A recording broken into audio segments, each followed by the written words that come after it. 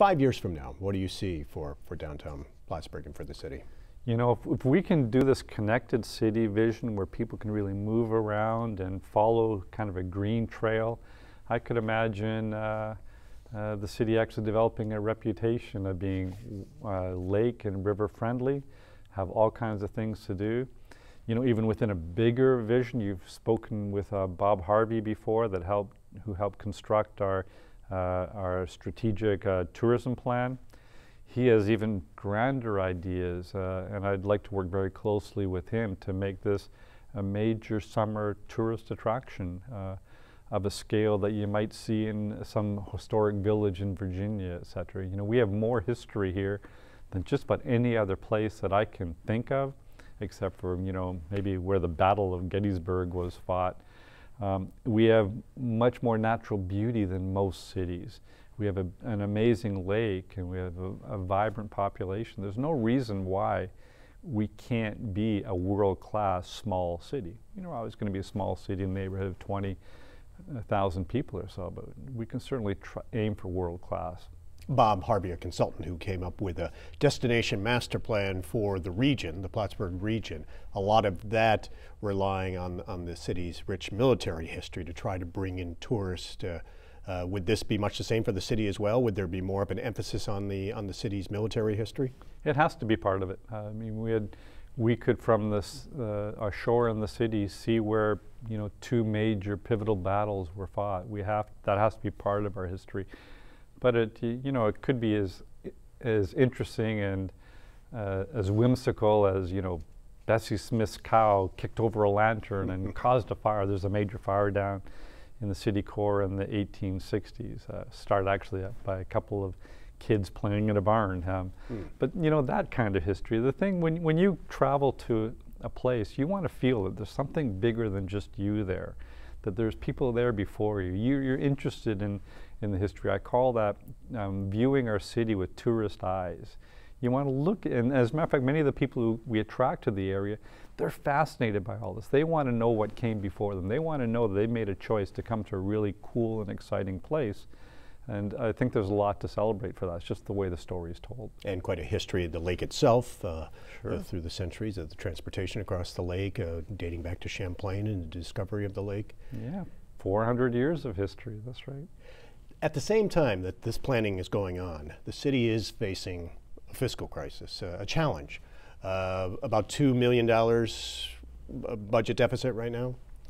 Well, actually, our budget is about balanced, but we anticipate a couple of things that the city's known for many, many years are going to occur, and now they're occurring. Lucky me on my watch, but I kind of knew that getting in, and I realized we're going to have to pinch our belts about $2 million more to make everything continue to balance. As you know, we had a fund balance of $6.8 million not very many years ago, half a dozen years ago. That's been whittled down to essentially nothing when I came into office. And we've managed to keep it at essentially nothing. Hasn't got worse. We haven't been going down at the rate of $1.25 million anymore. That was reversed with this budget that we passed very early on in my office. But we now need to look and do some planning for the next 5 years to see how in an atmosphere of rising expenses, which naturally occur, how we can have those expenses level off. We had an arbitration award that favored the firefighters just recently, so we're going to have to budget for that. As you know, healthcare costs are increasing at a much higher rate than inflation, and the city chose a number of years ago to be self-insured. We're going to have to figure out how to anticipate and remedy that. So we've known these challenges are out there, but I'm not the type of individual that is willing just to kind of kick them down the road and hide them away and cover them up with a fund balance. I'm willing to address them squarely if it means pretty severe cutbacks in our expenses, and that's always difficult. We can do that primarily with attrition. We're a large enough workforce that every year a number of people are retiring or resigning. So we're hoping to manage it, but it is significant. It totals somewhere around 8 or 10% of our total general fund that we're going to have to trim over the next couple of years. And you've asked your department heads to cut about 10% across the board to try to address that. That's right. And some will be able to do it more than others. You know, if you're a department of one, the only way to have a 10% decrease is for that individual to take a 10% pay cut, which isn't realistic to ask them. But for the larger departments, for them to unfill or not fill positions, et cetera, is one of the ways. And they've been very helpful. I had a department head come up to me the other day saying, well, you know, this position has been approved. We found the perfect candidate for it. But to help you out, Mayor, we'd like to suggest just holding off on this position for 6 months or so and just wait and see how all this is panning out. So they've been really cooperating. They're the ones that have allowed me to actually contain those rising costs. That was before we knew about the arbitration and all that kind of stuff. And it's been about 5 years since there's been an update to the firefighters contract. With the arbitrator's ruling, is it possible that you're going to face millions of dollars in retroactive pay that you'll have to pay the firefighters union? Probably about $800,000 in retroactive pay, but over the next 5 years, about another $1 million or so in additional pay that hadn't been budgeted. We weren't doing the 5-year budgeting in the past that we really probably ought to have done. It's actually called for in our charter. I was kind of the first to say, hey, it says this in the charter, we're supposed to be doing 5-year budgeting, but it's also common sense to do that. So once you start seeing that 5-year horizon and looking that far ahead, it's somewhat shocking. But those numbers were always there, it's just we never, you know, lifted up that carpet. And you also have the city retirees who are suing, challenging being switched to a different health care plan. If they're successful in their challenge, could that add additional cost? It won't add additional cost, but it won't allow us to realize the savings that we hope we could find by working closely with them. And I certainly understand their position. If you're a retiree, you would as well. But we feel that by sitting down with the retirees, and as you know, we did form a task force to do just that, we can come up with novel ways to give them the health care, quality of health care, the same doctors that they're accustomed to indemnify them with greater co-pays in drug costs by having some sort of a health care savings account they can work with. There's novel ways we can do it to move them to a more affordable plan that has a lower rate of inflation than the traditional plan did, and at the same time give them the health care they demand and allow the city to have it be much more sustainable. You know, this is, as an economist, this is an interesting subject. You've seen me write before about the long-term outlook for municipalities and governments.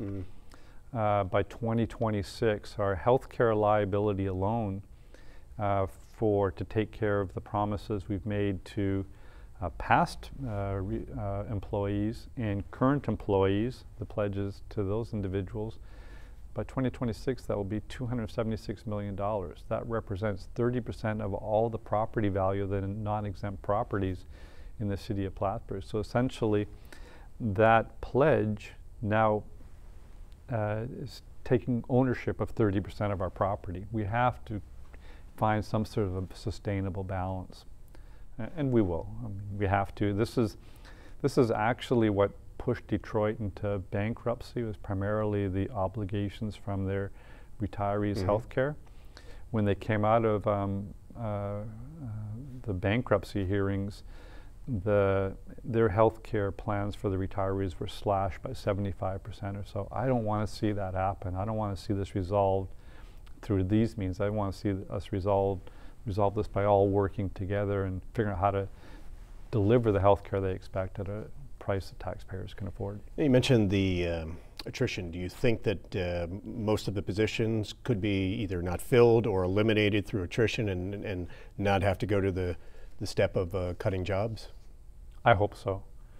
We're going to have to just see what the estimates are going to be, and I'm going to see on June 1 what the numbers my council will give to me to try to incorporate it into the budget, but I'm hopeful we can do it through attrition. There have been talks with the town of Plattsburgh for a number of years now about shared services. Does this ramp that up where you can, are there new steps you can take or services that you haven't considered sharing in the past that you might be forced to look at doing that either with the town of Plattsburgh or other municipalities in the area?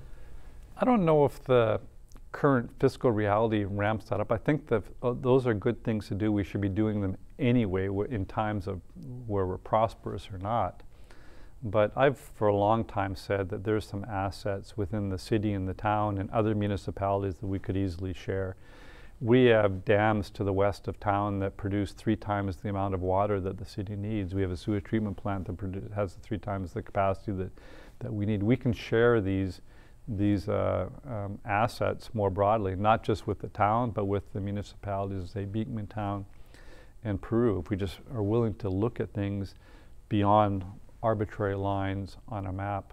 All of those municipalities in the county itself has IT departments and assessment departments and HR departments and engineering departments and road crews, etc. Why don't we all work together in servicing all those needs together? And the analogy I use is looking at the water example. As you know, in the city, we primarily get our water from ground source or from surface water from reservoirs, and the town gets theirs primarily from aquifers. And they're talking about digging more wells to bring up more water when we have excess capacity. What if we kind of drew a line around the city and the town, and we said, okay, now in this greater organization, here's where the various assets are. Surely if we looked at it in a united way, we'd start employing those assets differently. We don't really need to expand our surface water over here because they've got groundwater over here. We don't need the groundwater over here because we've got surface water accessible over here. If we look at it bigger, there's no way we couldn't do it more efficiently. That's why companies tend to merge, because within the larger company, they can take advantage of synergies that the smaller separate entities cannot. So I'm absolutely confident there's all kinds of things we could do an awful lot better if we're willing to do it. Would that include school districts? Sure, we're all in the same boat. You know, if it turns out that that one entity saves by doing a certain way, but it costs another entity a little bit more in a reduced tax base or something, well, let's look at that pie and redivide it so we're all sharing in the gains in the pie rather than disadvantaging one group just so you can advantage another. The council did pass a budget this year that had a nearly 7% increase in the tax levy. The state mandate under the tax cap was about 1.5%. So a pretty significant jump after meeting the tax cap for ever since it was implemented about 5 years ago. Okay. So the goal is to try to get that down for the next year, obviously facing the fiscal challenge that the city is, but to try to get that tax increase down for next year and not pass on to the taxpayers the responsibility of trying to balance the budget. Right, I think it's going to, the council will probably give me a combination of tools as a tax increase that hopefully won't be as large as the one that we saw last year. Mind you, the one last year started at even a much higher level in anticipation of this 5-year planning. To get that tax rate down for next couple of years to modest levels and then even lower thereafter to tax cap levels if we can really contain the growth of expenses. You recently signed a pledge that aims to promote diversity. The I Am an Ally campaign was developed by some SUNY Plattsburgh students who were troubled after last fall's election and after they heard that some of their fellow students were fearful to leave their dorm rooms. I guess there were reports of some students being harassed on campus, reports of a pickup truck with a Confederate flag waving and some racially charged slurs yelled at students. Did campus and city police look into that? Was that ever substantiated? They have. We've discovered within city property some swastikas being drawn on, most notably, a footbridge that takes people over to the field house and high school from our south end. Swastika drawn on pavement on Bridge Street that we scraped off. I don't think this has to do with the election in November. It might even be the reverse. The election in November may have been responding to something that seems to be simmering across the nation, an angst, a sense of divisiveness in our nation. And so I think the students have been tapping into that. As you know, the diversity and the Black Lives Matter issues had also come to our campus a year and a half ago. So this is something that's been troubling students, and we are a diverse community, an embracing community. We've had a long history of drawing in people from all over the world. The campus itself has a 18 or 20% international student population in the business school, if I recall. So this is an area where we want to be open to people with new ideas and new backgrounds. So to see students that are becoming a little bit reserved and a little bit nervous about kind of being themselves or experiencing their ethnic culture, that gave me pause for concern. So I was very happy to sign on and say that yes, Plattsburgh is an embracing community and we're all allies. And it's a show of support. A number of businesses putting decals in their windows as part of the campaign. That's right, and great student initiative. I love to see that. There has been a push by the Trump administration to ease several environmental regulations enacted by President Obama, including tougher rules for oil trains that carry millions of gallons of crude oil from the Canadian border down through the city of Plattsburgh on down to Albany. Are you worried that the new standards requiring sturdier tanker cars may end up being rolled back? I am worried about that, and one of the responses is to have instead limits on the volatility of the types of products being brought through our downtown core. This oil, it is coming from across the Canadian border, but it's actually North Dakota oil that's going into Canada as the shortest route and then coming back into the United States through Plattsburgh down to Albany refineries. That North Dakota oil is a very highly volatile oil, and it's what caused the explosive loss of lives of 50 people in Mégantic, Quebec recently. So if we could have limits in the vapor pressure, that is going to ensure that either the oil is mixed with less volatile types of oil, or we just don't have that volatile oil coming through our downtown core in the first place. That volatile oil explosions occur because of the volatility. For instance, gasoline is much more explosive than diesel fuel. Diesel fuel is much thicker, much less odorous. That odorous, high volatility is the explosive part of it. So to reduce that vapor pressure is going to increase the safety quite a bit. The Attorney General in New York, Eric Schneiderman, and 5 other states are calling on the Trump administration to do that. Do you think they'll be successful, given that the Trump administration looks as if it's signing on to rolling back other environmental safeguards as it is? I hope so. The ultimate goal, do you want to just see the safer type of oil passing through the city? Or I know that before you were mayor, when you were a downtown business owner and a county lawmaker, there was a push to try to ban the oil trains from populated areas like downtown Plattsburgh. As you know, I was involved with the oil train task force that looked to try to increase their safety. We recognize this is a federal jurisdiction, we can't ban them, but at least we can try to promote their safety as they come through the downtown core. I think ultimately it'd be wonderful to work with CP Rail and have the train line run parallel to the interstate and then join back somewhere south of the Air Force Base and bypass the city downtown. We don't need to bring freight cars and oil trains down through city cores anymore. Maybe convert that to a tourist train or a once-a-day Amtrak train for passengers to come to our passenger outlet, or to even have a train facility located at the new airport with the new bus facilities all going down there, a train, bus, airplane hub all in one location instead of right through our downtown. And you mentioned that. That's technically in the town of Plattsburgh, but obviously the city very vested in the airport project. You're talking about some of the projects moving ahead there, the new air cargo port that the governor provided $30+ million for, international flights hopefully starting up within the next year once Customs moves in there and they open their facilities there. A restaurant being chosen, a bid being awarded to a company to open a restaurant there. With the renovations there, the tripling of the size of the terminal and everything, you see that having a positive impact on the city of Plattsburgh? Certainly. As a matter of fact, the city owns or has a little bit of property within the city limits right off the airport that is a prime location. They're looking to put a hotel in there. They're looking for hoteliers that might be interested. And once that happens, to figure out a way to have a shuttle system and bring people easily from the airport right to the downtown core in kind of a loop, that would be just wonderful. And obviously we'd end up doing that. There would be room for 2 hotels, one there and still one potentially downtown by the train station? I'd love to see a downtown hotel as well. It'd be a very different experience. The one near the airport is going to be primarily to serve the people using the airport, but to have one more of a boutique hotel downtown with a small convention center downtown would just be an amazing thing to see someday. All right, a couple more questions and then we're good to go.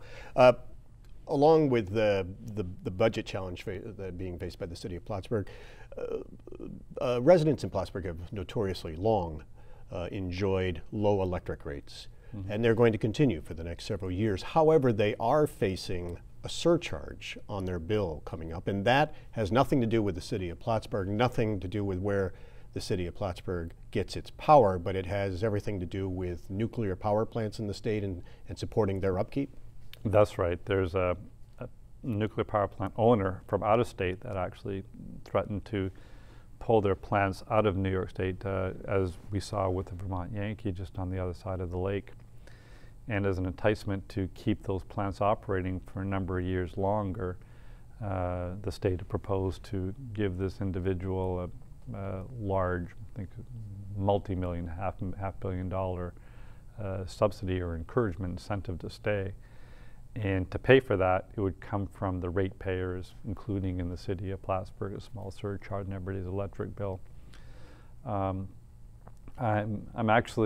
I think that smart nuclear power can be part of the mix, not the old nuclear power like these plants that we're talking about, the ones that are being dismantled, but the fourth generation plants that actually take the nuclear waste that are now residing on all these old plants and with nowhere to go, and actually consume that into creating a much more benign material and create energy at the same time. The technology now exists, so there is room for creative nuclear power, but not the old design, something very new, much safer, and much more environmentally benign.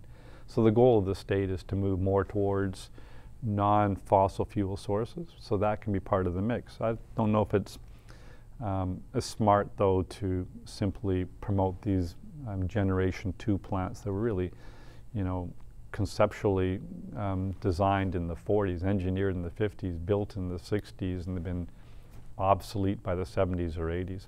And these are the plants that are up in northern New York, Otsego County, because the governor is still pushing to close down the nuclear plant in Buchanan closer to New York City. Mm-hmm. So these would be for those facilities. Is it fair to spread the payments out statewide to everyone, even if they don't benefit from the power?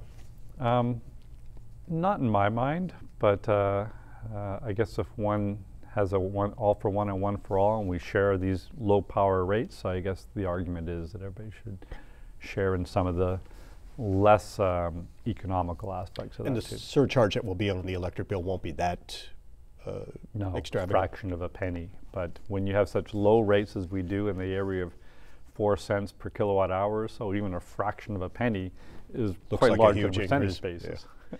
In just a couple of weeks, tryouts are going to be held for the Plattsburgh Redbirds, who will be the city's new professional baseball team, playing their first season in the Empire Pro League. And you're pretty excited about this. I am. It's just getting the history of Plattsburgh back, and I think it's going to be an opportunity for us to remind ourselves of the past. Not only will be an opportunity for a couple of dozen wonderful kids to hang around Plattsburgh with their families all summer long, perhaps live in the residences up on the campus, etc. Maybe get them to play ball not only in the campus field, but maybe up in Penfield or Lefty Wilson Park, and let everybody in the city see what they're doing. But it revives a history, We were part of the Outlaw League back in the late 1800s, early 1900s, where we allowed African American players to play here when they weren't allowed to play in mixed leagues anywhere else. As a matter of fact, Frank Ulysses Grant, considered perhaps one of the finest baseball players of all time, is now in the Baseball Hall of Fame. He came and played in our Outlaw League back in the early 1900s. So to get that history back, there's a number of Hall of Famers that all came through Plattsburgh, and this might be the beginning of another wave of future Hall of Famers. And you mentioned some players that folks may not have remembered played at one time in Plattsburgh. Gary Carter. Gary Carter, a big hero of mine when I was a kid, had played here as one of the farm leagues for a Quebec team at the time. So for those wondering if this is the first pro team ever to be in Plattsburgh, it's not there. There is quite a history. That's right, at least a couple of other iterations. One time, baseball was the main family spectator sport in Plattsburgh.